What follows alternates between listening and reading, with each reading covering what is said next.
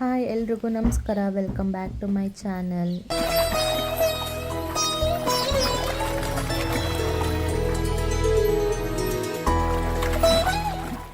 ಎಲ್ಲರೂ ಹೇಗಿದ್ದೀರಾ? ಎಲ್ಲರೂ ಚೆನ್ನಾಗಿದ್ದೀರಾ ಅಂತ ಅಂದ್ಕೊತೀನಿ. ಏನಪ್ಪ ಅಂದರೆ ಇದು ಶುಕ್ರವಾರದ ವ್ಲಾಗ್ ಆಗಿರುತ್ತೆ. ಆ್ಯಕ್ಚುಲಿ ನಮ್ಮ ಮನೆಯಲ್ಲಿ ಶುಕ್ರವಾರ ವಾರ ಮಾಡ್ತೀವಿ. ಸೊ ಅದಕ್ಕೆ ಮುಂಚೆನೇ ಎಲ್ಲ ಕ್ಲೀನ್ ಮಾಡಿ ಎಲ್ಲ ರೆಡಿ ಮಾಡಿಕೊಂಡು ಸ್ನಾನ ಮಾಡಿ ಈಗ ದೇವ್ರಿಗೆ ಮಾಡಿಸೋದಕ್ಕೆ ಹೂ ಕಟ್ ಮಾಡ್ಕೊಳಕ್ಕೆ ಬಂದಿದ್ದೀನಿ. ನಾನು ನನ್ನ ಮಗಳನ್ನ ಎತ್ಕೊಂಡು ಹೂ ಕಟ್ ಮಾಡ್ತಾಯಿದ್ದೀನಿ. ಅವಳು ನನಗೆ ಹೆಲ್ಪ್ ಮಾಡ್ತಿದ್ದಾಳೆ. ನೋಡಿ ಹೇಗೆ ನಾನು ಕಟ್ ಮಾಡ್ತಾಯಿದ್ರೆ ಅದನ್ನು ಇಟ್ಕೊಳ್ಳೋದು, ಬುಟ್ಟಿ ಇಟ್ಕೊಳ್ಳೋಕೆ ಬರೋದು ಎಲ್ಲ ಹುಟ್ಟು ಕಿತಾಪತಿ ಮಾಡ್ತಾ ಇರ್ತಾಳೆ ಯಾವಾಗ್ಲೂ. ನೋಡಿದ್ದು ನಮ್ಮ ಮನೆಯಲ್ಲಿ ಬೆಳೆದಿರೋ ಗುಲಾಬಿ ಗಿಡ ಎಷ್ಟು ಚೆನ್ನಾಗಿ ಕಾಣಿಸ್ತಾ ಇದೆ ಅಂತ. ಇನ್ನೂ ತುಂಬ ಕಲರ್ಸ್ ಗುಲಾಬಿ ಗಿಡ ಹಾಕಿದ್ದೀವಿ. ಮುಂದೆ ಒಂದಿನ ತೋರಿಸ್ತೀನಿ ಯಾವ್ಯಾವ ಥರ ಗಿಡ ಹಾಕಿದ್ದೀವಿ ನಾವು ಅಂತ. ಸದ್ಯಕ್ಕೆ ನನ್ನ ವೀಡಿಯೋಸ್ ಎಲ್ಲ ರೆಕಾರ್ಡ್ ಮಾಡಿಕೊಡೋದು ನಮ್ಮಮ್ಮ. ಸೊ ಅವರೇ ನನಗೆ ವೀಡಿಯೋಸ್ ರೆಕಾರ್ಡ್ ಮಾಡಿಕೊಡ್ತಾ ಇದ್ದಾರೆ. ಹೇಗೆ ರೆಕಾರ್ಡ್ ಮಾಡ್ತಿದ್ದಾರೆ ಅಂತ ನೋಡಿ. ಎಲ್ಲ ಗಿಡಗಳು ತೋರಿಸೋದು, ನನ್ನ ತೋರಿಸೋದು, ಪಾಪು ತೋರಿಸೋದು ಮತ್ತು ಪಾಪುನ ಮಾತಾಡ್ಸೋದು ಎಲ್ಲ ಮಾಡ್ತಾ ಇರುತ್ತೆ. ಬರೀ ಓ ಚಿನ್ನಮ್ಮ,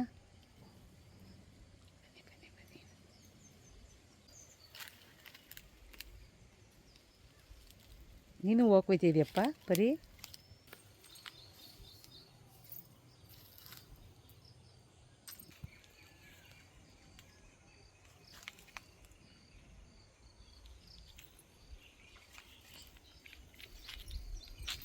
ಇದನ್ನು ಒನ್ಸ್ ಕ್ಲೀನಾಗಿ ವಾಶ್ ಮಾಡಿಬಿಟ್ಟು ಒಣಸಿಟ್ಕೊಳ್ಳೋಣ.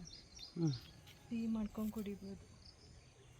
ದಾಸವಾಳ ಒಳ್ಳೆಯದು, ಹೆಲ್ತಿ.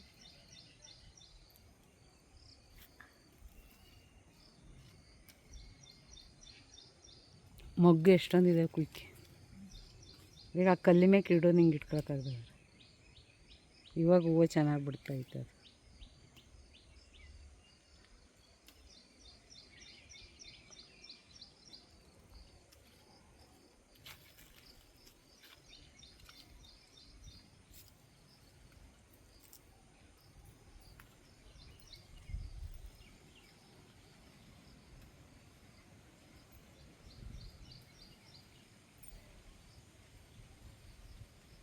ಕೇಳಿಸ್ಕೊಂಡ್ರಿ ಅಲ್ವಾ ಪಕ್ಷಿಗಳು ಎಷ್ಟು ಚೆನ್ನಾಗಿ ಸೌಂಡ್ ಮಾಡ್ತಾಯಿದ್ದಾವೆ, ಕಿಚ ಕಿಚ ಅಂತ. ಆ್ಯಕ್ಚುಲಿ ಡೈಲಿ ಹೀಗೆ ಇರುತ್ತೆ ನಮ್ಮ ಮನೆ ಹತ್ರ, ತುಂಬ ಸೌಂಡ್ ಮಾಡ್ತಾ ಇರುತ್ತೆ. ತುಂಬ ಚೆನ್ನಾಗಿರುತ್ತೆ ಕೇಳಿಸ್ಕೊಳ್ಳೋದಕ್ಕೆ ಅಂತ. ಹಾಯ್, ನಾನು ಇವರು ಅಮ್ಮಮ್ಮ.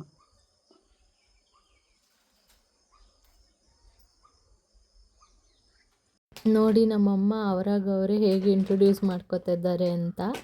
ನಾನಿವಾಗ ಇರೋದು ತವ್ರ ಮನೆಯಲ್ಲಿ, ಅಂದರೆ ಬಾಣಂತನಕ್ಕೆ ಅಂತ ಬಂದಿರೋದು. ಸೊ ನನಗೆ 7 ಮಂತ್ ಬೇಬಿ ಇದ್ದಾಳೆ ಅಂತ ಹೇಳಿದ್ನಲ್ಲ. ಸೊ ಹಂಗಾಗಿ ನಾನು ಇಲ್ಲೇ ಇದ್ದೀನಿ. ನಾವು ಬಂದ್ಬಿಟ್ಟು ಶುಕ್ರವಾರ ವಾರ ಮಾಡೋದು. ನಮ್ಮ ಮನೆಯವ್ರು ಬಂದುಬಿಟ್ಟು ಕಾಲಭೈರವೇಶ್ವರ ಹಾಗೆ ಲಕ್ಷ್ಮೀ ದೇವಿ. ಸೊ ಹಾಗಾಗಿ ನಮ್ಮ ದೇವ್ರ ಮನೆಯಲ್ಲಿ ಕಾಲಭೈರವೇಶ್ವರ ಸ್ವಾಮಿ ಫೋಟೋ ಹಾಕ್ಕೊಂಡಿದ್ದೀವಿ.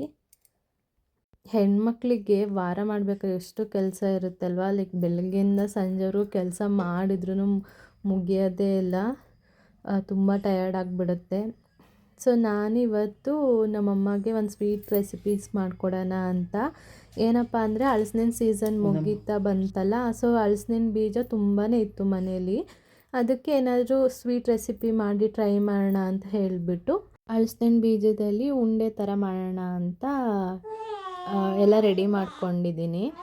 ಅದಕ್ಕೆ ಏನೇನು ಇಂಗ್ರೀಡಿಯೆಂಟ್ಸ್ ಬೇಕು ಅಂದರೆ ಕಡಲೆ ಬೀಜ ಸ್ವಲ್ಪ, ಮತ್ತು ಬಾದಾಮಿ ಸ್ವಲ್ಪ, ಮತ್ತು ಕೊಬ್ಬರಿ ತುರಿ, ಹಾಗೆ ಬೆಲ್ಲ, ಹಾಗೆ ಸ್ವಲ್ಪ ಏಲಕ್ಕಿ ಪೌಡರ್, ಮತ್ತು ಲಾಸ್ಟಿಗೆ ಹಲಸಿನ ಹಣ್ಣಿನ ಬೀಜ ಬೇಕಾಗುತ್ತೆ.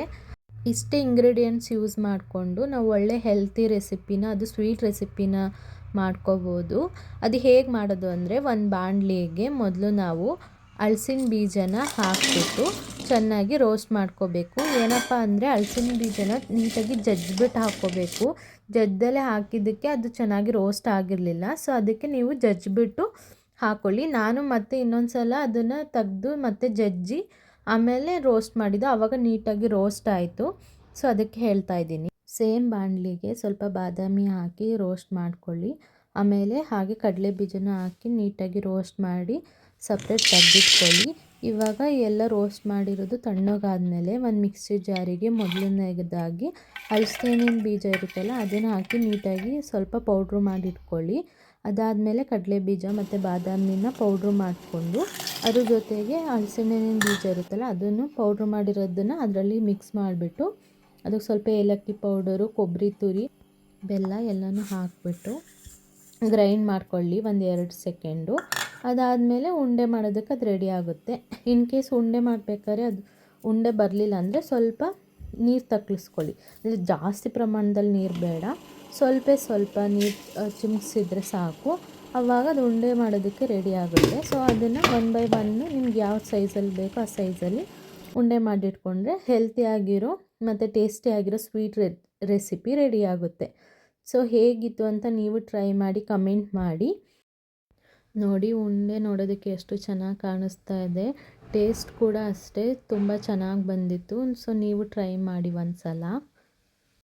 ಹೀಗೆ ಎಲ್ಲ ಕೆಲಸ ಮುಗಿಸಿ ಒಂದು ಸ್ವಲ್ಪ ಹೊತ್ತು ನನ್ನ ಮಗಳ ಜೊತೆ ಆಟ ಆಡಿಕೊಂಡು ಹೀಗೆ ನನ್ನ ದಿನ ಎಲ್ಲ ಕಳೆಯುತ್ತೆ.